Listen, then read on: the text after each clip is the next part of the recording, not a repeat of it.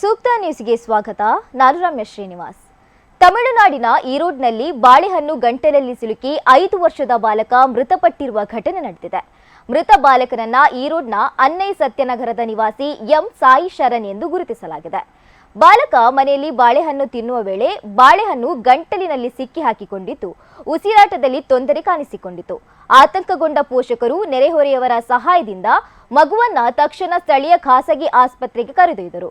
ಬಳಿಕ ಹೆಚ್ಚಿನ ಚಿಕಿತ್ಸೆಗಾಗಿ ಈರೋಡ್ ಸರ್ಕಾರಿ ಆಸ್ಪತ್ರೆಗೆ ಕರೆದೊಯ್ಯಲಾಯಿತಾದರೂ ಮಗು ಉಸಿರುಗಟ್ಟಿ ಕೊನೆಯುಸಿರೆಳೆದಿದೆ. ನಂತರ ಮಗುವಿನ ಶ್ವಾಸನಾಳದಲ್ಲಿ ಸಿಲುಕಿಕೊಂಡಿದ್ದ ಬಾಳೆಹಣ್ಣಿನ ತುಂಡನ್ನು ಹೊರತೆಗೆಯಲಾಯಿತು.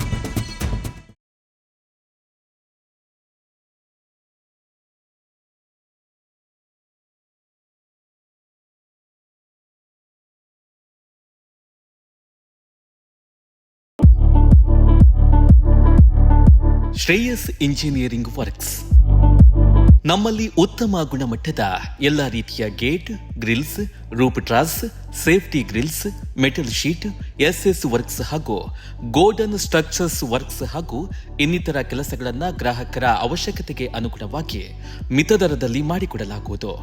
ನಮ್ಮ ಈ ಸೇವೆಯು ಕರಾವಳಿ ಮಾತ್ರವಲ್ಲದೆ ಕರ್ನಾಟಕ ರಾಜ್ಯದಾದ್ಯಂತ ಲಭ್ಯವಿರಲಿದೆ. ಹೆಚ್ಚಿನ ಮಾಹಿತಿಗಾಗಿ ಸಂಪರ್ಕಿಸಿ Shreyas engineering works, Saraswati complex, Basavanagudi, Madantyar.